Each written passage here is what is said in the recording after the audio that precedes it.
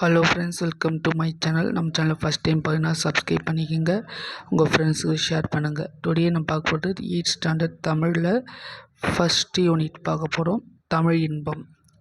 அதை பேஸ் பண்ணி என்னென்ன பார்க்க போகிறோம் பார்த்தீங்கன்னா, ஒரு செயலை படித்து அது நயங்கள் இயற்கை நயங்களை பற்றி பார்க்க போகிறோம். தமிழ் மொழியுடைய மரபு பற்றி பார்க்க போகிறோம். தமிழ் எழுத்துடைய வளர்ச்சி நிலைகளை பற்றி பார்ப்போம். ஓரெழுத்து ஒரு மொழியை அடிப்படையாக வச்சு சொல்லாட்சி திறனை எப்படி வளர்க்க போகிறோம் பார்ப்போம். நெக்ஸ்ட்டு சொற்களுடைய பிறப்பு, எழுத்துகளின் பிறப்பு அப்படின்ற ஃபுல்லாக பார்ப்போம். ஓகேவா? கான்செப்ட் புரிஞ்சுதா? ஃபஸ்ட்டு தமிழ் மொழி வாழ்த்து. இதை பற்றி பார்த்தோன்னா நுழைய முன் என்ன சொல்லியிருக்காங்கன்னா, ஒரு மொழி அப்படின்றது ஒரு கருத்தை அறிவிக்கக்கூடிய கருவி மட்டும் கிடையாது, அது மக்களுடைய பண்பாட்டோடு நெருங்கிய தொடர்பு கொண்டது, நம்முடைய உணர்வோடு கலந்தது. நம்முடைய தமிழுடைய தாய்மொழியான நம்ம தமிழை உயிராக கருதி போற்றி காக்க வேண்டும். இதுதான் நம்முடைய கவிஞர் நிறைய பேர் சொல்லியிருப்பாங்க. அடுப்படைய கவிஞரில் ஒரு கவிஞரை பற்றி இப்போ பார்க்க போகிறோம். இந்த பார்க்கப்போகிற யார் பார்த்தீங்கன்னா பாரதியார். பாரதியை பற்றி மேக்சிமம் ஒரு தெரியும் எல்லாருக்கும். பார்ப்போம் வாங்க. ஆசிரியர் குறிப்பு பார்ப்போம். இவர் ஒரு கவிஞர், எழுத்தாளர், இடையாளர், சமூக சீர்திருத்த சிந்தனையாளர், நம்ம நாட்டு விடுதலைக்காக போராட்ட வீரர். இது மாதிரி நிறைய பண்புகாரர்கள் கொண்டவர். இவருடைய இயற்பெயர் என்னன்னா சுப்பிரமணி. ஓகேவா? சுப்பையான்னு சொல்லுவாங்க இவரை. சுப்பிரமணி, ஆனால் வீட்டில் கூப்பிடுறது சுப்பையா. ஓகேவா? இவர் அப்பா அம்மா பேர் சின்னசாமி மற்றும் லக்ஷ்மி அம்மாள்.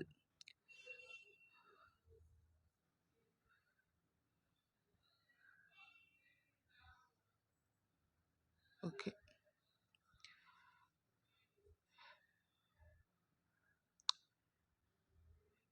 ஃபுல்லாக ஆயிடுச்சு. ஓகே, இம்பார்ட்டண்ட்டாக நோட் பண்ணி வச்சுருந்தேன். ஆக்சுவலி இந்த கண்டென்ட்டே ஃபுல்லாக இம்பார்ட்டண்ட்டாக நோட் பண்ணிட்டு வச்சுருக்கேன். இது ஆயிடுச்சு. ஓகேவா? இயற்பெயர் பாரதி பற்றி டிஎன்பிஎஸ்சி இல்லை, பட்டு எயிட்ஸில் படிக்கக்கூடிய மாணவர்கள் வீடியோ பார்க்குறதுனால நம்ம ஃபுல்லாக எடுத்துருக்கோம். ஓகேவா? இவர் இயற்பெயர் சுப்பிரமணி. பெற்றோர் பேர் என்னன்னா சின்னசாமி மற்றும் லக்ஷ்மி. இவங்க தான் இவருடைய பெற்றோர்கள். இவருக்கு மனைவி பேர் என்னன்னு பார்த்தீங்கன்னா இது. ஓகேவா? மனைவி பெயர் செல்லம்மாள்.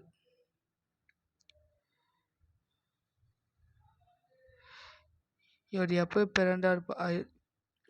பாரதி எப்போ பிறந்தார்னா டிசம்பர் 11, 1882. எப்போ இறந்தார்னா இது பிறப்பு. இப்போ இறப்பு எப்போ பார்த்தீங்கன்னா 11/9 செப்டம்பர் மந்த். ஓகேவா? செப்டம்பர் 11, 1921. கிட்டத்தட்ட 39 வயசில் இவர் இறந்துடுறார். ஓகேவா? எட்டயபுரத்தில் இவர் பிறந்தது. ஓகேவா? இவரை பற்றி நம்ம டீட்டெயிலாக ஆல்ரெடி பார்த்தோம், லைட்டாக பார்த்துட்டா போதும். ஓகேவா? டிஎன்பிஎஸ்சி படிக்கிறவங்களுக்கு. Next C Subramaniam. இவர் எழுதிய இதழ்கள் பேர் என்ன? இந்தியா, விஜயா. கவிதைகள் மட்டும் கிடையாது, சந்திரிகையின் கதை, தராசு, நம்ம உரைநடை நூல்களையும் எழுதியிருக்காரு. வசன கவிதையும் சரி, சீட்டு கவிதைகளையும் நிறைய எழுதியிருக்காரு. சிந்துக்கு தந்தை, செந்தமிழ் தேனி, புதிய அறம் பாட வந்த அறிஞன், மரம் பாட வந்த மறவன், இது மாதிரி நிறைய பேர் இவருக்கு இருக்குது. இவர் எல்லாம் யார் இவரை பாராட்டியிருப்பார்னா பாரதிதாசன் அவர்கள் பாரதியாரை பார்த்து இதை சொல்லியிருப்பாங்க. ஓகேவா? நமக்கு தேவையான கண்டென்ட் பார்ப்போம். வாழ்க நிரந்தரம், வாழ்க தமிழ்மொழி, வாழிய வாழ்வே. இந்த தமிழ்மொழியானது எந்த காலத்திற்கும் நிலை பெற்று, எல்லா காலத்துக்குமே நிலை பெற்றிருந்து வாழ வேண்டும், அவ்வாழ்க அப்படின்னு போற்றி பாடியிருக்காரு. வானம் மலர்ந்தது அனைத்தும் அலைந்திடு, வன்மொழி வாழியவே. ஆகாயத்தால் சூழப்பட்ட எல்லாத்தையும் அறிந்து உரைக்கும் ஒரு வளமான தாய்மொழி வாழ்க, தமிழ்மொழி வாழ்க. ஏழ்கடல் வைப்பினும் தன்மனம் வீசி இசை கொண்டு வாழியவே. ஏழு கடலால் சூழ்ந்திருக்கக்கூடிய இந்த நிலப்பகுதியை ஃபுல்லாக தன்னுடைய இலக்கிய மனத்தை பரவ செய்து புகை கொண்ட தமிழ்மொழி வாழிகவே. எங்கள் தமிழ்மொழி எங்கள் தமிழ்மொழி என்று வாழிவை. எங்களுடைய தாய்மொழி தமிழ்மொழி உலகம் முழுக்க வரைக்கும் வாழ்ந்துகிட்டே இருக்கணும். ஓகேவா? இந்த சூழ்களி நீங்க தமிழ்மொழி. முக்கியமாக சூழ்களி அப்படின்றது ரொம்ப முக்கியமான ஒரு வேர்டு. சூழ்களி அப்படின்னா நம்ம சூழ்ந்து இருக்கக்கூடிய அறியாமை அப்படின்ற ஒரு இருள் தான் சூழ்களி. நம்ம அறியாமை அப்படின்ற ஒரு இருளை நீக்க தமிழ்மொழி வாழ வேண்டும். அந்த தமிழ் மேன்மையுற்று உலகம் ஃபுல்லாக சிறப்படையணும். தொல்லை வினைத்தரு தொல்லை அகன்று சுடர்க தமிழ்நாடி. பொருந்தாத பழைய சொற்கள் எல்லாமே நீக்கிட்டு என்ன சொல்கிறாங்க, பொருந்தாத பழைய கருத்துக்கள்லாம் உண்டாகக்கூடிய துன்பங்களெல்லாம் நீக்கி தமிழ்நாடு ஒளிர வேண்டும், தமிழ்மொழி வாழ வேண்டும். தமிழ்மொழி வாழ்கவே சொல்லிட்டு வானம் அறிந்த அனைத்தும் அறிந்து வளர்மொழி வாழவை. வானம் உள்ளவரைக்கும் எல்லா பொறுமை மேன்மையறிந்து வாழ வேண்டும் தமிழ்மொழி அப்படின்னு சொல்லி முடிக்கிறாங்க. நெக்ஸ்ட் இடைய பொருள் பார்ப்போம். சொல்லும் பொருளும் முக்கியம். ஏன்னா நமக்கு பாரதியார் பற்றி இல்லைன்னா கூட சொல்லும் பொருள் கொடுக்குறன்னு சொல்லி நம்ம சிலபஸில் இருக்குது. ஸோ நோட் பண்ணிக்கோங்க. நிரந்தரம்னா காலம் முழுவதும். வைப்பு நிலப்பகுதி, சூழ்களி ரொம்ப முக்கியமானது ரெண்டுமே. சூழ்ந்துள்ளக்கூடிய அறியாமை அப்படின்ற ஒரு இருள். வன்மொழி வளமிக்க மொழி, இசை புகழ். இந்த இடத்துல இசை அப்படின்ற மியூசிக் கிடையாது, புகழ். ஓகேவா? ரொம்ப டிஃப்ரெண்ட்டாக நோட் பண்ணிக்கிறோம். ரொம்ப தொல்லைனா இங்கே துன்பம் மட்டும் கிடையாது, இங்கே பழமை அப்படின்றது மென்ஷன் பண்ணியிருக்காங்க. ஓகேவா? ஓகே ஃப்ரெண்ட்ஸ், நெக்ஸ்ட்டு இந்த செந்தமிழ் அண்டாரியோ நல்லா பாட்டுக்கு அரங்கனுடையது. செந்தமிழே செங்கரும்பே செந்தமிழ் சீர்காக்கும் நண்டா விளக்கணிய நாயகியே. இந்த வரியில் யாருடைய வரின்னு கேட்பாங்க. து அரங்கன். புக்பேக் கொஷின். மக்கள் வாழும் நிலப்பகுதி குறிக்கும் சொல் வைப்பு. வைப்புன்னா என்ன சொன்னேன்? நிலப்பகுதி. அதான் வைப்பு சொல்கிறாங்க. ஓகேவா? என்றென்றும், என்று ப்ளஸ் என்றும். வானம் அலர்ந்தது, வானம் ப்ளஸ் அலர்ந்தது. அறிந்தது ப்ளஸ் அனைத்தும், அறிந்த அனைத்தும். வானம் ப்ளஸ் அறிந்த, வானம் அறிந்த. முக்கியமான கேள்விகள் எல்லாம் ஆக்சுவலாக இதெல்லாம் ரொம்ப ரொம்ப முக்கியமான கேள்வி ரெண்டுமே நோட் பண்ணிக்கிங்க. ஓகேவா? நெக்ஸ்ட் நம்ம பார்க்கக்கூடியது தமிழ்மொழி மரபு. மரபு அப்படின்னா வழக்கம். எதை வழக்கமாக கொண்டிருக்காங்க பார்ப்போம். வாழ்விலும் சரி மொழியிலும் சரி சில ஒழுங்குமுறைகளை எல்லாம் ஃபாலோ பண்ணிட்டு வரோம். அந்த ஒழுங்குமுறையை பற்றி சொல்கிறக்கூடியதான் எப்படி நம்ம லைஃப்பில் ஃபாலோ பண்ணிட்டு வரோமோ அதே போல் ஒரு செயலுக்கும் சரி மரபுக்கு இடையே இருக்கிற தொடர்பை பற்றி ஒரு சில மரபை ஃபாலோ பண்ணிட்டு வரும். செயலுக்கு கூட அந்த செயல்களுக்கும் மரபுக்கு இடையே தொடர்பை பற்றி சொல்லக்கூடிய ஒரு நூலான தொல்காப்பியத்தை பற்றி தான் இல்லை பார்க்க போகிறோம். ஓகேவா?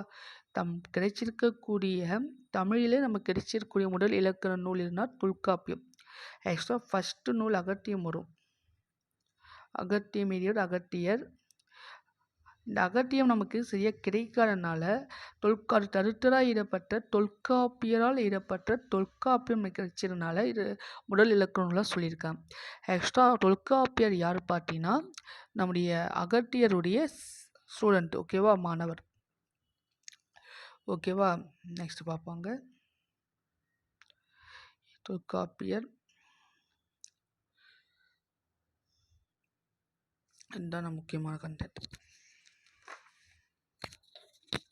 அகத்தியருடைய மாணவரான தொல்காப்பியர். இவர் தொல்காப்பியத்தின் ஆசிரியர். பார்த்தவொடனே தொல்காப்பியம் ஞாபகம் வச்சுக்கலாம். தமிழில் நமக்கு கிடைத்திருக்கக்கூடிய மிக பழமையான இலக்கண நூல் தொல்காப்பியம். இந்த நூல் 3 அதிகாரங்கள் இருக்குது. எழுத்து, சொல், பொருள். இந்த 3 அதிகாரத்துக்குமே ஒவ்வொரு அதிகாரத்துக்குமே 9 இயல் இருக்குது. ஓகே, அப்போது எத்தனை இயல் வரும்? 9 3 27 இயல் வரும்.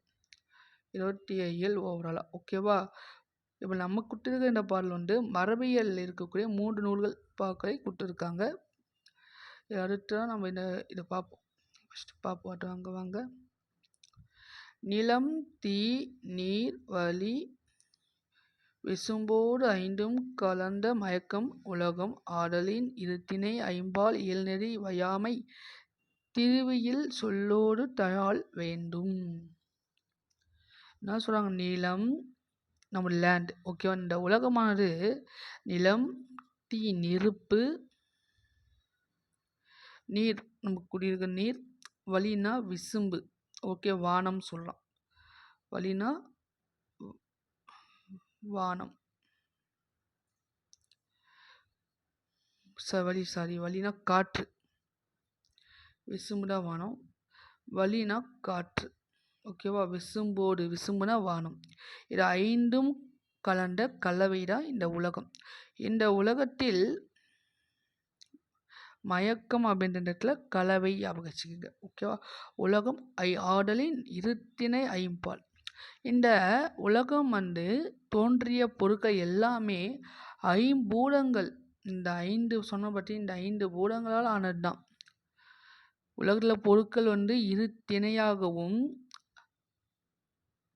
அகத்திணை புறத்திணை சொல்லல் அது ஐம்பால்களாகவும் பாகுபடுத்தி பிரித்து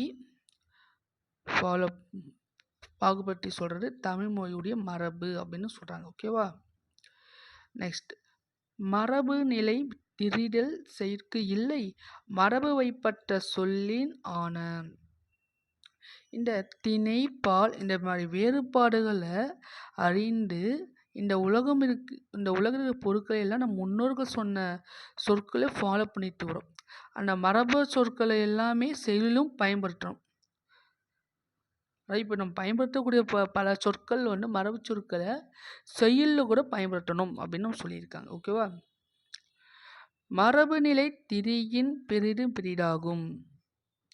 ஒருவேளை தமிழ் மொழி சொற்களை வழங்குவதில் இந்த மரபு இனம் சேஞ்ச் பண்ணீங்கன்னா, அதாவது மாற்றம் ஏற்பட்டால் அதனுடைய பொருளும் மாறிடும். கரெக்ட் தானே? ஒரு பெரியனா சின்னனா டிஃப்ரெண்ட்டாக உங்களுக்கு தெரியும், ஓகேவா. இப்போது இந்த பள்ளி இந்த லகரத்துக்கும் இந்த இதுக்கும் டிஃப்ரென்ஸ் பிளேஸ் மாறிட்டா அந்த மீனிங் மாறிடும், பார்த்தீங்களா. அது போல், ஓகேவா. விசும்புனா வானம் தெரியும், மயக்கம்னா கலவை, இப்போ நான் சொன்னேன் உங்களுக்கு. இருத்திணை உயர்த்திணை அக்ரிணியா, ஓகே. வயாமைனா தவறாமை, ஐம்பல் ஆண் பெண் பலர் ஒன்றன் பலவின். மரபுனா வழக்கம், திரிதன்னா மாறுபாடு, செய்யுள்னா பாட்டு, தயாள் அப்படின்னா தழுவுதல் அப்படின்ற பயன்படுத்துதல் அப்படின்ற மீனிங் சொல்கிறாங்க. இந்த தயாள் அப்படின்ற நிறைய ஒரு அளப்பெடியாக எடுத்துருக்காங்க, ஓகேவா. அதை பற்றி பார்ப்பாங்க.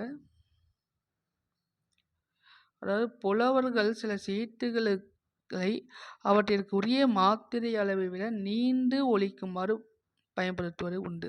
இந்த அளப்பெரிய படி நம்ம 10th ஸ்டாண்டர்ட் ஃபஸ்ட் யூனிட்டு எடுத்திருக்கேன். அளப்பெரியனா அளவு எடுத்தல், நீட்டி ஒலித்தல், தனக்குரிய மாத்திரை அளவு நீட்டு ஒலித்தல் தான் அளப்பெரிய அப்படின்னு சொல்லி நான் ஆல்ரெடி எடுத்திருக்கேன். அதை போய் பாருங்கள் அந்த வீடியோ, ஓகேவா. இந்த பாடலில் இடம்பெற்றக்கூடிய வழாமை அப்படின்ற ஓடும் தயா அல் அப்படின்ற சொற்கள் யா அப்படின்ற லெட்ரு 3 மாத்திரை அளவு நீட்டி ஒலிக்கணும். ஆனால் இந்த இடத்துல யா அப்படின்றது ஆ அப்படின்ற பெற்றிருக்கு. நெக்ஸ்ட்டு தெரிந்து கொள்வோம். இளமை பெயர் ஒளிபரப்பு ரொம்ப முக்கியமான ஒரு கான்செப்ட். புலினா பறல், சிங்கம் குருளை. சிங்கக்குட்டி நம்ம சொல்கிற தப்பு, சிங்கத்து குருளை தான் வரணும். யானைக்கன்று, பசுக்கன்று, கரடி குட்டி, ஓகேவா. ரொம்ப நிறைய இருக்குது, நோட் பண்ணிக்கலாம். நெக்ஸ்ட்டு புலி ஒலி மரபு சவுண்டு. புலி உருமம், சிங்கம் முழங்கும். இந்த இடத்துல கஜிக்கும் சில டைம் சொல்லுவாங்க, ஓகேவா. கஜிக்கும் நிறைய நோட் பண்ணிக்கிங்க. சிங்கம் கஜிக்கும் அதுவும் நோட் பண்ணிக்கோங்க. யானை பிளிரும், பசு கடரும், கரடி கட்டும், ஓகேவா. இதில் ரொம்ப முக்கியமானது, டிஎன்பிஎஸ்சியில் கண்டிப்பாக கேட்கக்கூடிய வினா. நெக்ஸ்ட்டு காகம் கரையும் முக்கியம். பறவைகள் பறந்து செல்கின்றன. எங்கே பறந்து செல்லும்? விசும்புனா அது வானம். இயற்கையை போற்றுதல் தமிழருடைய மரபு. இரு திணை எப்படி பிரிக்கலாம்னா 2 + திணை. ஐம்பால் எப்படி பிரிக்கலாம்? 5 + பால். ரொம்ப முக்கியமான கொஷின்ஸ் இது ரெண்டுமே நோட் பண்ணிக்கோங்க. ஓகேவா? நோட் பண்ணிக்கோங்க. நெக்ஸ்ட்டு தமிழ் வடிவ வளர்ச்சி உரைநடை பகுதி.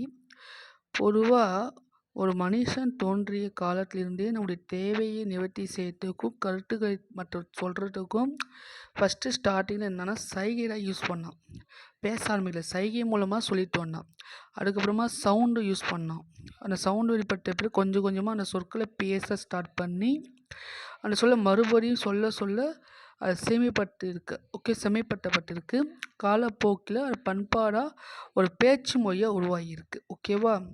8ல் எப்படி தோன்றியிருக்குன்னு பார்த்தீங்கன்னா, ஃபஸ்ட்டு தனக்கு இடையே இல்லாதவங்களுக்கு தன் பின்னால் ஒரு ஜென்ரேஷன் தெரிஞ்சிக்கிட்டுக்காக என்ன பண்ணா, பாறையிலையும் சரி குகை சோறலையும் சரி அவருடைய எண்ணங்களை ஒரு சிம்பிளாக கொடுத்துட்டாங்க பாருங்கள், ஒரு போர்டு. இதை மாதிரி ஒரு சிம்பிளாக ஸ்டார்ட் பிடிக்க ஆரம்பித்தான். இதுதான் ஒரு ஸ்டார்டிங் ஸ்டேஜ் சொல்கிறோம். ஸ்டார்டிங் ஸ்டேஜுக்கு அப்புறமா அந்த டைம்லேயே சவுண்டோ ஒரு வடிவமோ எதுவுமே இல்லை. பொருளுடைய ஓவிய வடிவமாக தான் இருந்துச்சு. இந்த வடிவத்தை தான் நம்ம என்ன சொல்கிறோம்? ஓவிய எழுத்து அப்படின்னு நம்ம சொல்கிறோம். அதுக்கப்புறம் வடிவம் வந்த பிறகு ஒவ்வொரு கொஞ்சமாக அந்த சவுண்டு ஸ்டார்ட் பண்ண ஆரம்பிக்கிறான். ஒவ்வொரு சொல்லுக்கும் ஒரு சவுண்டை கொடுக்குறான். சொல்ல முதல் ஓசையை குறிக்கிறா சொல்லியிருக்கு. இப்படி ஒரு ஒலிக்கு ஒரு எழுத்து, ஒரு லெட்டருக்கு ஒரு சவுண்டு, அந்த மாதிரி உருவான மொழி தான் ஒலி எழுத்து நிலை அப்படின்னு சொல்கிறாங்க. இன்றைய காலத்தில் இருக்கக்கூடிய ஒரு லெட்டர்ஸ்லாம் ஒரு காலத்தில் பொருட்கள் ஓவியமாக இருக்கிறது சொல்லலாம். திரிபுகளாக 2 இருக்குது. நெக்ஸ்ட்டு தெரிந்து கொள்ளும் ரொம்ப முக்கியமானது. ஏன்னா இது ஸ்டேட்மெண்ட் டைப்பை கேட்கலாம். சா என்னும் வடையீட்டு காணப்படுகின்றது. இந்த கல்வெட்டில் கூட இந்த சா அப்படின்ற வடையீட்டுக்கு இதுக்கு சொல்கிறாங்க.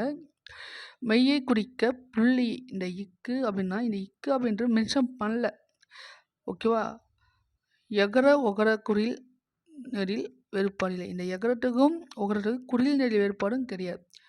இந்த எகரம் இது இந்த மாதிரி குறில் நெறிலுக்கு டிஃப்ரென்ஸே கிடையாது. ஓகேவா? நெக்ஸ்ட் அச்சுக்கலை பிரிண்டிங்லாம் வந்த பிறகு நிறைய புக்ஸ் பப்ளிஷ் பண்ணி நிறைய அச்சு வடிவம் உருவாக்க ஆரம்பிக்குது. பழைய வடிவங்களில் கோவில் இருக்கக்கூடிய எங்கே பார்க்கலாம்? கருங்கல் சோறுலையும் செப்பேர்லையும் பார்க்கலாம். கல்வெட்டில் கிமு 3ஆம் நூற்றாண்டுலேருந்து கிடைக்குது. கல்வெட்டில் என்னென்ன கிடைச்சிருக்கின்ற எழுத்துக்கள் 3ஆம் நூற்றாண்டுலேருந்து கிடைக்குது. அதே செப்பேர்களை பார்த்தீங்கன்னா 7ஆம் நூற்றாண்டுலேருந்து கிடைச்சிருக்கு. இதோட டிஃப்ரென்ஸ் கேட்பாங்க, நோட் பண்ணிக்கோங்க. கல்வெட்டிலும் செப்பேர்லையுமே இருக்கக்கூடிய வடிவங்கள் எல்லாமே 2 வகையாக பிரிக்கிறாங்க. வட்டெழுத்து, தமிழ் எழுத்து சொல்லி 2ஆக பிரிக்கிறாங்க. வட்டெழுத்து அப்படின்றது என்னென்னா ஒரு வளைஞ்ச கோடுகளால் அமைஞ்சு இருக்கக்கூடிய எழுத்து தான் வட்டெழுத்து. இந்த வட்டெழுத்து தமிழ் பழைய எழுத்து மிக மிக மிக பழமையான எழுத்து முறை வட்டெழுத்து தான். தமிழ் எழுத்தாவே இந்த காலம் நம்ம யூஸ் பண்ணுறோம் பார்த்தீங்களா, லெட்டர்ஸ், தமிழ் லெட்டர்ஸு. அந்த லெட்டர்ஸை ஓல்டன் ஸ்டைலில் ஏஷியன் டைமில் ஈடுபட்ட வடிவம். சேர மண்டலம், பாண்டிய மண்டலம், இந்த 2 மண்டலத்தையுமே 8ஆம் நூற்றாண்டுலேருந்து 11ஆம் நூற்றாண்டு வரைக்கும் கிடைக்கக்கூடிய சாசனங்களில் இந்த வட்டெழுத்துகள் அதிகமாக இருக்குது. முதலாம் ராஜராஜ சோழன் ஆட்சி காலத்தில் இருக்கக்கூடிய 11ஆம் நூற்றாண்டுக்கு அப்புறமா கிடைக்கும் கல்வெட்டில் பழைய தமிழ் எழுத்துக்கு காணப்படும். என்னென்ன வட்டெழுத்துகள் என்ன கிடைச்சிருக்கு, பழைய தமிழ் எழுத்துக்கள் எங்கே கிடைச்சிருக்கு பார்த்துக்க. ஓகேவா? நெக்ஸ்ட் கண்ணெழுத்துக்கள். கண்ணெழுத்து அப்படின்றது கடைச்சங்க காலத்தில் தமிழகத்தில் ஈடுபட்ட எழுத்துக்கள் தான் கண்ணெழுத்துக்கள் சொல்கிறோம். இதை சிலப்பதி காலத்தில் இடம்பெறக்கூடிய கண்ணெழுத்து படுத்த எண்ணு பல்பொடி அப்படின்ற தொடரால் சொல்லப்பட்டிருக்கு. ரொம்ப முக்கியமான லைன், நோட் பண்ணிக்கங்க. இதெல்லாம் நம்ம படிச்சுப்போம். ஓகேவா? வடிவ வளர்ச்சி எப்படி லைனை ஒவ்வொரு டைமாக இன்க்ரீஸ் ஆகுது. ஒரு எழுதப்பட்ட பொருட்களின் தன்மை, அழகுணர்ச்சி இந்த மாதிரி காரணங்களால எழுத்துக்களில் நிறைய மாற்றங்கள் வந்து கொண்டு வந்திருக்காங்க. ஓகேவா? இங்கே பார்த்தீங்கன்னா தமிழ் மொழியை 2 வகை ஏட்டுகள் வழக்கில் இருக்கின்றன அப்படின்னு சொல்கிறாங்க. அறச்சலூர் கல்வெட்டு இதுக்கு ஒரு ப்ரூஃபாக இருக்குது. இந்த கல்வெட்டில் தமிழ் ஏட்டு வட்டை 2மே இருக்குது. அரிச்சலூர் என்ற கல்வெட்டில் தமிழ் ப்ளஸ் வட்டை 2 லெட்டர்ஸுமே அந்த கல்வெட்டில் காணப்படுது. ஓகேவா? ரொம்ப முக்கியமானது. நெக்ஸ்ட்டு, பழங்காலத்தில் கற்பாறை, செப்பேடு, ஓலை நம்ம நிறைய இடத்துல எழுதியிருக்காங்க. ஆனால் அந்த பொருட்கள் தன்மைக்கு ஏற்ற மாதிரி எழுத்துக்களுடைய வடிவங்கள் அமைஞ்சிருக்கு. பாறையில் செதுக்கும்போது வளைக்கோடுகளை அதிகமாக யூஸ் பண்ண முடியாதனால நேர்கோலை யூஸ் பண்ணாங்க. ஓலையில் வந்து எழுதும்போது இந்த நேர்கோடுகளையும் புள்ளியையும் எழுத ரொம்ப கஷ்டனால வளைக்கோடுகள் அதிகமாக யூஸ் பண்ணாங்க. பார்த்தீங்கன்னா ஆப்போசிட், பாறையில் வளைக்கோடு யூஸ் பண்ணல, ஆனால் இதில் பனை ஓலையில் எழுதும்போது வளைக்கோடுகள் யூஸ் பண்ணாங்க. ஓகேவா? சில ஏட்டுகள் அழகுபடுத்துக அவர்களுடைய மேற்பகுதி குறுக்கோடு இடப்பட்டிருக்கு. அதுக்கப்புறமா அது நிலையான வடிவமாகவே மாறி இருக்கு. ஓகேவா? புள்ளிகளும் ஏட்டுகளும் முக்கியமான கண்டென்ட் மட்டும் பார்ப்பேன்ல, இல்லை முக்கியமான கண்டென்ட் தான், நோட் பண்ணிக்க. எகர ஒகர குறில், இந்த 2 குறியிலும் மேல் புள்ளி வைக்கிறப்போ தொல்காப்பியர்லேருந்தே மேல் புள்ளி வைக்கக்கூடிய பகுதிக்கு அந்த மாதிரி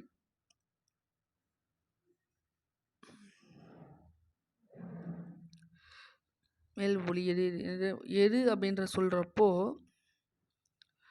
மேல்புலி எது வந்து எங்கே வேணால் இங்கே வைப்பாங்க. ஓகேவா? ரொம்ப ரொம்ப ரொம்ப ரொம்ப முக்கியமானது.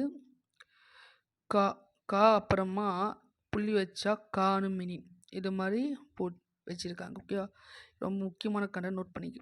உருவ மாற்றம், அந்த ஸ்டைலே மாதிரி இணைக்கொம்பு இது மாதிரி யூஸ் பண்ணுறது இது மாதிரி நிறைய சொல்லியிருப்பாங்க. எழுத்து சீர்திருத்தம் எதுக்கு தேவை? ரொம்ப முக்கியமான இது கண்டென்ட். ஏன்னா எழுத்து சீர்திருத்தம் வந்து பார்த்தா ஓலைச்சுவடி கல்வெட்டு 2த்துலையுமே புள்ளி பெறக்கூடிய ஏட்டுகளை எழுதுறப்போ அது சிதைஞ்சிடும். இக்கு இருக்குன்னா புள்ளி வச்சு எழுதுனா அதுக்கான இது வந்து போயிடும். அதனால் புள்ளியே விடாமல் எழுதினாங்க.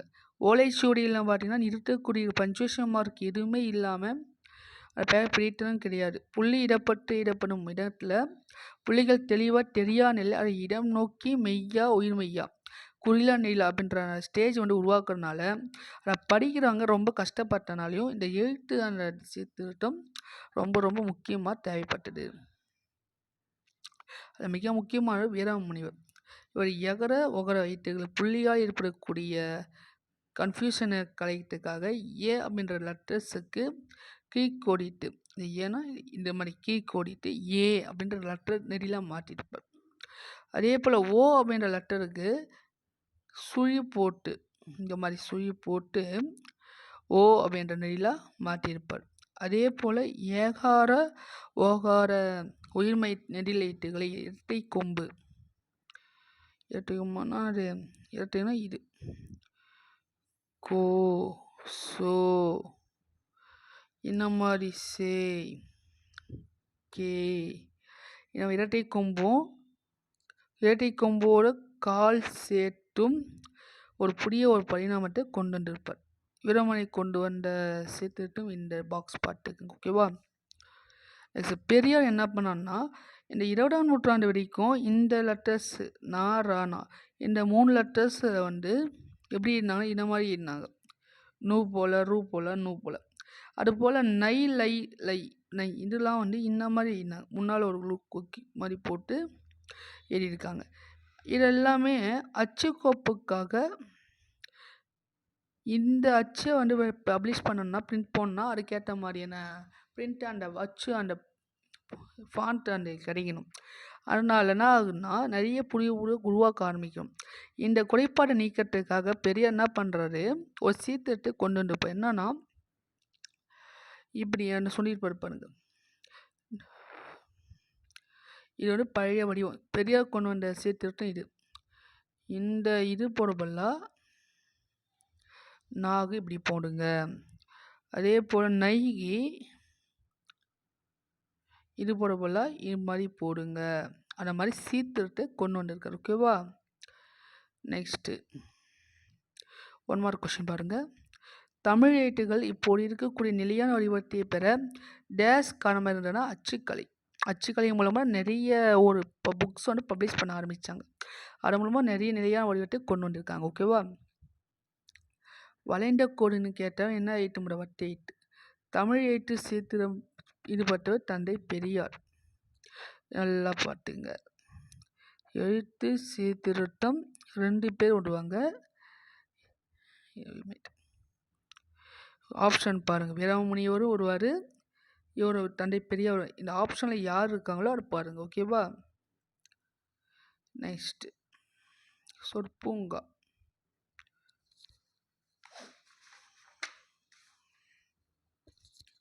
கல்லோடைய தேய்மானம் போல சொல்லுக்கு தேய்மானம் இருக்குது. கல் எப்படி தேய்ச்சிட்டே தேய்மானம் ஆகுமோ அது மாதிரி சொற்களுக்கு இருக்குது. கல் தோன்றிய காலம் உயிரோட்ட இயக்கம் இதெல்லாம் போல் சொல் தோன்றிய காலம் இயக்கம் இதெல்லாமே சொல்லும் தேடல் இயற்கை அப்படின்னு சொல்கிறாங்க. இப்போ நெல் அப்படின்ற ஒரு சொல் அப்படின்றதுக்கு ஒரு பொருள்னா நெல் அப்படின்னு ஒரு பொருள் இருக்குது. சொன்றி சோறு இந்த மாதிரி சொல் இருக்குது. ஓகேவா? நெல்லில் பறை இருக்குது, சொல்லின் பறை இருக்காது. எல்லா சொல்லுமே பொருள் சொல்கிற மாதிரி தான் இருக்கும் அப்படின்னு சொல்லி தொல்காப்பியர் அழகாக சொல்லியிருப்பார். ஓகேவா? மொழி அப்படின்றதுக்கு சொல் அப்படின்னு பொருள் சொன்னேன். ஒரு மொழியை சொல்லை ஒரு எழுத்து மொழி, ஈரெழுத்து மொழி, 2 மேற்பட்ட எழுத்துக்கள் இருக்கக்கூடிய மொழியை சொல்லி 3ஆக பிரிக்கிறாங்க. ஓர் எழுத்து மொழினா இந்த பூ, ஈரெழுத்து மொழினா காசு, 2க்கு மேற்பட்டீங்கன்னா உங்களுக்கே தெரியும் பூக்கள் இந்த மாதிரி. ஓகேவா? ஒரு எழுத்து மொழி அப்படின்றது நெட்டெழுத்து 7 ஓரெழுத்து ஒரு மொழி. நெட்டெழுத்து 7 ஒரு நெடில் எழுத்துக்கள், அந்த 7 தான் ஓரெழுத்து ஒரு மொழி. யார் சொன்ன? தொல்காப்பியர் சொல்கிறார். குற்றெழுத்துனா குறில் எழுத்து ஒன்று தனித்து நின்று சொல் ஆவது கிடையாது. அப்போ குற்றெழுத்து 5 மொழி நிரப்பு இதுவே, மொழி நிரப்பு இல்லை. நெட்டெழுத்து 7மே ஓரெழுத்து ஒருமைனா உயிர் நெட்டைகள் 7 ஒரு பார்த்தா இல்லை. உயிர்மெய் நெட்டில் டோட்டல் எட்டினா 1 2 6 126 உயிர்மெய் நெட்டில் இருக்குது. அதை மொழியாகும் தன்மை இல்லை இருக்கானா இல்லை. அது ஐயம் தோன்றாமல் இருக்குன்னா உயிர்நிலையீட்டு என்றோ உயிர்மை நெட்டெழுத்து என்றோ சொல்லாமல் நெடிலெழுத்து அப்படின்றத சொல்லுவார். ஓகேவா? நெக்ஸ்ட்டு உயிர் வரிசையில் 6 எழுத்துகளுமே உயிர் எழுத்துல போட்டு 6 லெட்டர்ஸுமே மாவரிசையில் 6 லெட்டர்ஸும், தா ப நா இந்த வரிசையில் 5 லெட்டர்ஸும், கசப சொல்ல 4 லெட்டர்ஸும், யா வரிசையில் 1 ஆக 40 நெடில்கள் வந்து ஓரெழுத்து ஒரு மொழியாக இருக்குது. இது யார் சொன்ன? நன்னூல் சொல்கிறார். டோட்டலாக 40 அப்படின்னு சொல்கிறாங்க. ஆனால் இப்போது ரீசெண்டாக என்ன சொல்லியிருக்காங்கன்னா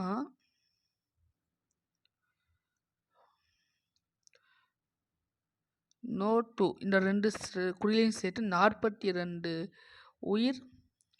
ஓரெழுத்து ஒரு மொழி இருக்குது. அந்த ஓரெழுத்து ஒரு மொழியில் ஒன்று கொடுத்துருக்காங்க பாருங்கள். உயிரெழுத்துக்கு என்ன கொடுத்தாங்க? ஆ இ உ இதெல்லாம் நோட் பண்ணிக்க, ரொம்ப முக்கியமானது. தொல்காப்பியருக்கு நெடிது நாள் பிறகு, தொல்காப்பியருக்கு அப்புறமா வந்தவர் நன்னூலார். நோ டூ அப்படின்னு 2 லெட்டர்ஸ் சேர்த்து 42 அது தொல்காப்பியருக்கு அப்புறமா வந்து சொன்னார். ஓகேவா? 42ன்னு எந்தெந்த ஓரெழுத்து மொழி சொல்லி நம்ம யூஸ் பண்ணுறோமோ அதை பார்க்க முடியாது. பூ அப்படின்ற ஓரெழுத்து ஒரு மொழி தான். கா அப்படின்ற ஓரெழுத்து ஒரு மொழி. 2மே சேர்ந்தால் பூங்கா அப்படின்ற ஒரு கலைச்சொல்லே உருவாகியிருக்கு. யா அப்படின்ற கொஷினோடு யாது, யாவர், யாவன், யாவல் இந்த மாதிரி கொஷின்ஸு கேட்குற முன்னாலே கேட்கக்கூடிய எழுத்து யாடா. இப்போ இந்த லெட்டர்ஸும் ஆமா நீ பி இந்த மாதிரி லெட்டர்ஸ் கூட பூங்கா நெய்கிற மாதிரி ஆமா. அதே போல் பண்டைய காலத்தில் இருக்குது இந்த மாதிரி வடிவம், கலைச்சொல் வடிவம். ஆமா அப்படின்றது பேர். காட்டு பசு கூட, காட்டு இருக்கக்கூடிய பசு கூட ஆமா அப்படின்ற பேர். ஓகேவா? காட்டு பசுக்கு ஆமா நோட் பண்ணிக்கோங்க. மா அப்படின்ற லெட்டர்ஸுக்கு ஓரெழுத்து இருக்குது. ஒரு நாட்டில் பெருமக்கள் ஃபுல்லாகவே சொல்லக்கூடிய அவைக்கு மாநாடு சொல்கிறோம். ஒரு சின்ன சின்ன குறுகிய நிலங்களில் இருக்கக்கூடிய பெருநிலத்தை மாநிலம் சொல்கிறோம். உலக பெரும் பரப்பையும் இயக்கம் இருக்கக்கூடிய மாஞாலம் சொல்கிறோம். இதெல்லாம் இயல்பாக மா அப்படின்ற லெட்டர்ஸ்லாம் ஸ்டார்ட் ஆகுது. ஓகேவா? அதே மாநிறம் அப்படின்றது மாநில நிறத்தை ஒரு கலரை சொல்கிறாங்க. அதே மா அப்படின்ற ஒரு விலங்கையும் சொல்கிறாங்க. அரிமா, பரிமா, நரிமா, வரிமா, கரிமா இப்படி 5 வகையான ஒரு விலங்கின பெயராகவும் வந்திருக்கு. அதேபோல் ஈ அப்படி லெட்டர்ஸ் பார்த்தோன்னா ஒரு பொது பெயராக சொல்லியிருக்காங்க. ஒலி எழுப்பக்கூடிய ஒரு மாட்டு ஈ, தேன் ஈ அப்படின்ற மாதிரி சொல்லியிருப்பாங்க.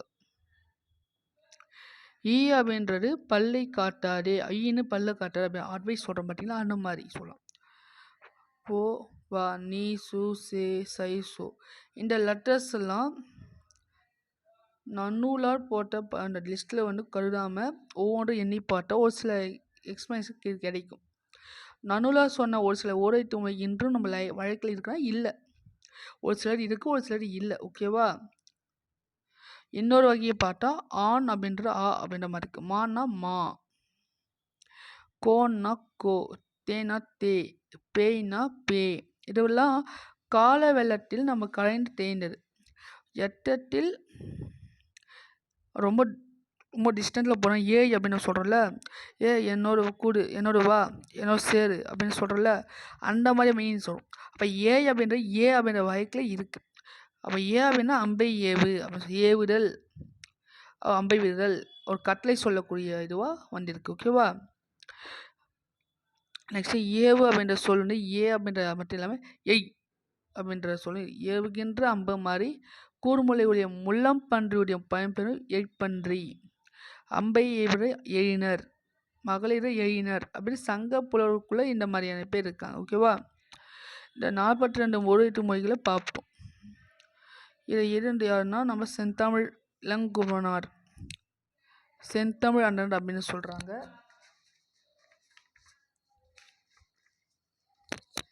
இவருடைய ஆசிரியராகவும் பணியாற்றியவர், நூலாசிரியர், இடையாளர், உரையாசிரியர், தொகுப்பாசிரியர், நிறைய பேர் இவர் சொல்லலாம். ஒரு இலக்கண வரலாறு, தமிழிசை இயக்கம், தனித்தமிழக்கம் இந்த மாதிரி நிறைய புக்கு எழுதியிருக்காங்க. தேவநேய பாவனார், தேவநேயம் அப்படின்ற ஒரு புக்கை தொகுத்து இருப்பார். 10th புக்கில் நான் தேவநேய பாவனாருடைய நூலகத்தையும் ஓப்பன் பண்ணியிருப்பார். எங்கன்னா திருச்சிக்கு பக்கத்தில் கூட அல்லூர் அப்படின்ற பிளேஸில்.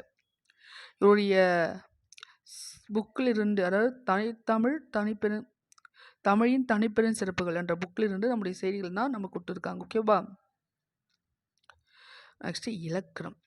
இலக்கணத்தை நமக்கு தேவையான கண்டென்ட்டை மட்டும் பார்ப்போம். ஓகேவா?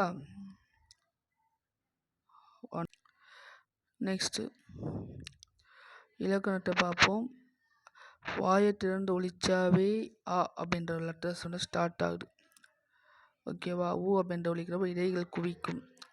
நாக்குரிய ஃபஸ்ட்டு பிளேஸும் உடல் பகுதியும் மேலானது ஒட்டும்போது கா அப்படின்ற லெட்டர்ஸ் உருவாது. பா அப்படின்றது 2 லிப்ஸு ஒன்று சேர்றப்போ கிடைக்கக்கூடிய லெட்டர். இப்போ பிறப்பு அப்படின்றது என்ன? உயிரோட முயற்சியால் உடலில் இருக்கக்கூடிய 7 காற்றானது மார்பு, தலை, கழுத்து, மூக்கு என்ற 4 இடங்களுள் பொருந்தி இதழ், நாக்கு, பல், மேல்வாய் ஆகிய உறுப்புகளின் முயற்சியினால் வேறு ஒலிகளாக தோன்றும். இதைதான் எழுத்துகளின் பிறப்பு. ரொம்ப முக்கியமானது. ஒரு எழுத்துக்கள் பிறப்ப 2ஆக பிரிகிறாங்க. இடப்பிறப்பு, முயற்சி பிறப்பு சொல்லி 2ஆக பிரிக்கிறாங்க. இடப்பிறப்பு அப்படின்றது உயிரெழுத்து. உயிரெழுத்து 12 இருக்குது. அதை எதை பேஸ் பண்ணி பிரிக்கணும்னா கழுத்தை பேஸ் பண்ணி பிறக்கும். வல்லினம் கசரத்து அப்படி சொல்லக்கூடிய 6 லெட்டர்ஸும் மார்பு சொல்லியிருக்காங்க.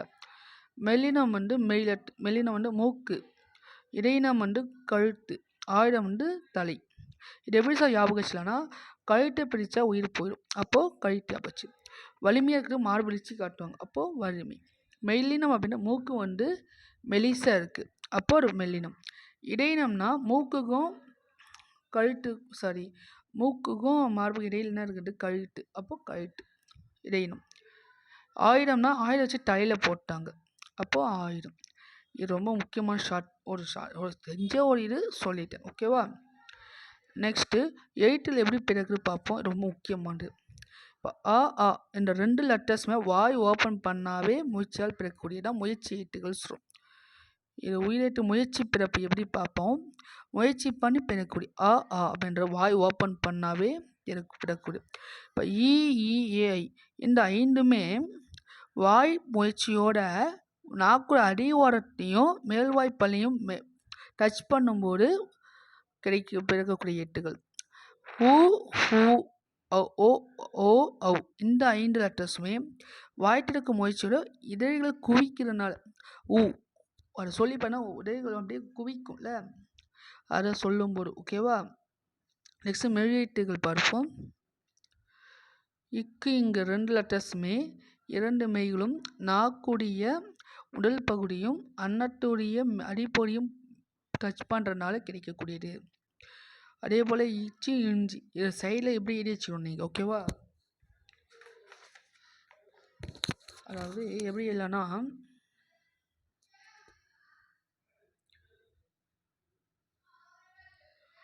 இக்கு இங்கு என்ன சொன்னாவின் முதல் பகுதி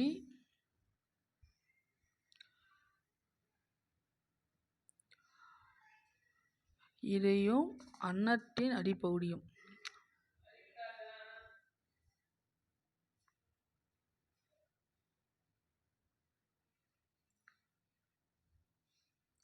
இது மாதிரி ஒரு 20 வச்சுட்டிங்கன்னா உங்களுக்கு அண்டர்ஸ்டாண்ட் ஆகும். ஓகேவா? அதே போல் இன்னொன்று எழுதுங்க. இன்னொன்று இச்சிஞ்சா. இச்சிஞ்சி நாவின் இடைப்பகுதி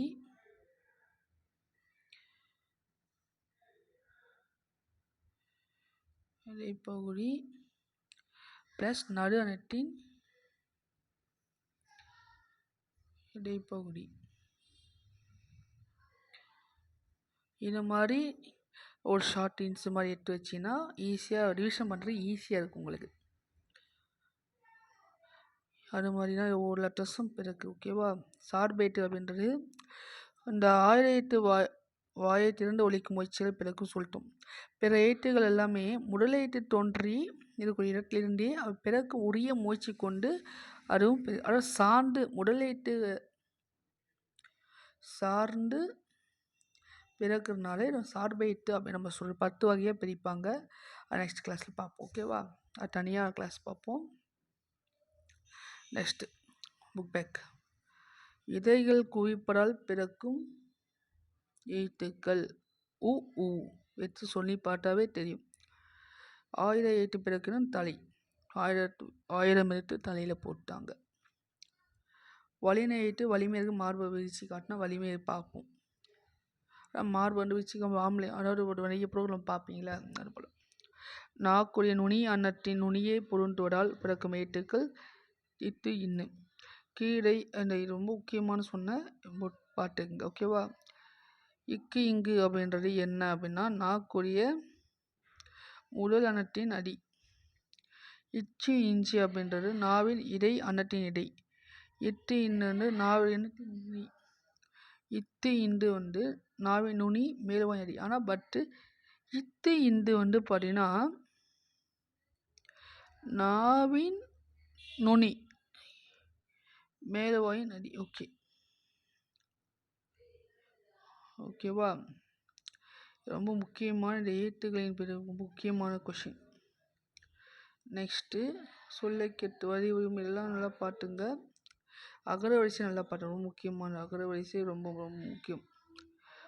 ஆலிருந்து வரைக்கும் இக்கு இருந்து இன்று வரைக்கும் ரொம்ப முக்கியமான பச்சிங் காங்க சாக்கங்கெல்லாம். பறவைகளை ஒளிமரபு. நெக்ஸ்ட்டு பறவைகளுடைய ஒளிமரபு பார்ப்போம். ஆந்தை அலறும், காகம் கரையும், சேவல் கூவும், குயில் கூவும், கோழி கொக்கரிக்கும், புறா குணுகும், மயில் அகவும், கிளி பேசும், குகை குழரும். இந்த கூகையும் ஆந்தையும் வேற ஒரு பாட்டுங்க. ஏன்னா நிறைய பேர் கூகை சொன்னால் ஆணை நினச்சிட்டு அலரும் போட்டுருவாங்க. அந்த ப்ரீவியஸில் கேட்ட கொஷின்ஸை ஒரு சில மிஸ்டேக்கோடு நான் பண்ணுற மிஸ்டேக் இது. ஓகேவா? நோட் பண்ணிக்கோங்க. இதெல்லாம் ரொம்ப முக்கியமானது. இதை சூஸ் த கரெக்ட் தவறானது எது, பிழை கண்டுபிடி அந்த மாதிரியான கேட்கலாம். தவறான இணை இந்த மாதிரியும் இதை கேட்கலாம். தொகை மரபு தான் கேட்பாங்க. இதுவும் கேட்பாங்க. மக்கள் கூட்டம், நிறை, ஆத்து மந்தை, வினை மரபு வந்து சோறு உண் நிறைய பேர் அந்த மேட்ச் ஆஃப் மூலியமாக லாஸ்ட் டைம் கேட்டிருந்தாங்க. ஒரு ப்ரீவியஸ் கொஸ்டின் பேப்பர் பார்க்குறபோது கேட்டிருந்தாங்க. ஓகேவா. முறுக்குத்தீன், சுவர் எழுப்பு, தண்ணீர் குடி, பால் பருகு, கூடை முடை, பூக்கொய், இலைப்பறி, பானை வனை. இதில் மாற்றி மாற்றி மேட்ச் ஆஃப் மூலியமாக கொடுத்து கேட்கலாம். ஓகேவா. கோழி கொக்கரிக்கும், பால் பருகு, பால் குடி கிடையாது, பால் பருகு. சோறு உண், சோறு தின் வரக்கூடாது, சோறு உண்டாம். பூக்கொறி பூ கொய், பூ பறின்னு வரக்கூடாது, பூ கொய் வரணும். நிறை. மரபு பேணிக்கைகள் நீங்கள் பாட்டுங்க, இப்படிலாம் நீங்கள் ஈஸியாக படிக்கக்கூடிய கொஷின் தான். நெக்ஸ்ட்டு கலைச்சொற்கள். நான் ஆல்ரெடி ஒவ்வொரு யூனிட் நான் தமிழ் எடுக்கும்போது 10th ஸ்டாண்டர்ட் இருக்கிறப்பையும் உங்களுக்கு சொல்லியிருக்கேன். தமிழ் கலைச்சொற்கள் ரொம்ப முக்கியம். 10 கொஷின்ஸ் கேட்பாங்களாம். ஸோ 10 கொஷின் வந்து எனக்கு ஃபுல்லாக படித்தேன். இப்போ ரீசெண்டாக இப்போது மெயின்ஸ் எக்ஸாம் இன்றைக்கி ஏன்னாங்கன்னு நினைக்கிறேன். ஆக்சுவலாக இந்த வீடியோ வந்து இன்றைக்கி நான் அப்லோட் பண்ணிவிடுவேன். பட் நீங்கள் இப்போ நாளைக்கு பட இன்றைக்கி அது சாட்டர்டே அன்றைக்கி இருக்கக்கூடிய இன்றைக்கி ஏறுனா மெயின்ஸ் எக்ஸாமில் இந்த மாதிரி கலைச்சொற்கள் வந்து கேட்டிருக்காங்க பார்த்துக்கு. ஓகேவா. ஒலிபெருப்பியல்னா ஆர்டிகுலரி பொனட்டிக்ஸ். மெய்யொலி கான்சனன்ட், மூக்கொலி நேசல் கான்சனன்ட் சவுண்ட். கல்வெட்டு எபிகிராஃப். உயிரொலி வவுல், AEIOU சொல்லக்கூடிய வவுல்ஸ். அகராதியல்னா லெக்ஸோகிராஃபி. ஒலியின் ஃபோனம், சிட்ரேட்டு பிக்டோகிராஃப். ஓகேவா. ஓகே ஃப்ரெண்ட்ஸ், இது வரைக்கும் ஃபஸ்ட் யூனிட் கம்ப்ளீட் பண்ணுற 8th ஸ்டாண்டர்டில் இதை கண்டினியூஷனாக மூவ் ஆகலாம். ஓகேவா. 10th ஒரு சில 2 or 3 யூனிட்ஸ் இருக்குது. அதை முடிச்சுட்டு நம்ம கண்டினியூ போயிடலாம். ஓகேவா. தேங்க்யூ.